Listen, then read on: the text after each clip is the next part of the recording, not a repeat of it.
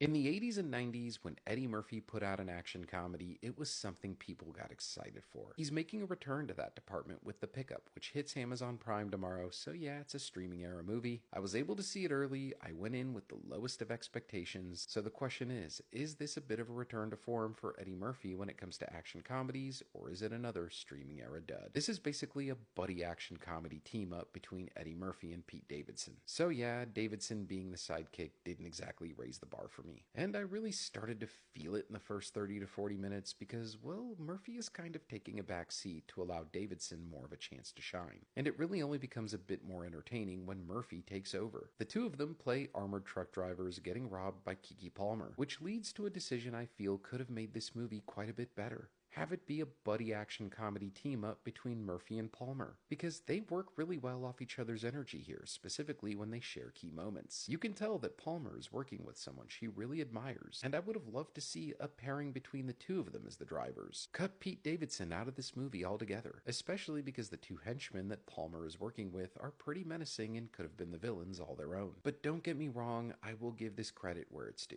It's a swift 90 minutes, it moves at a great pace, and there are some moments that drew quite a laugh out of me. The action sequences can be pretty exciting, and I love that a lot of them use practical effects. But at a certain point, well, this just loses momentum. It doesn't know how to fill the gaps between its most exciting moments. But for being a film that's going directly to streaming, it was better than I expected it to be. It's not the big return to form to action comedy that I'd hoped to see from Eddie Murphy at this point, but subjectively, I think there are going to be audiences out there that really enjoy this. So if this looked entertaining to you, well, don't hesitate to press play on it.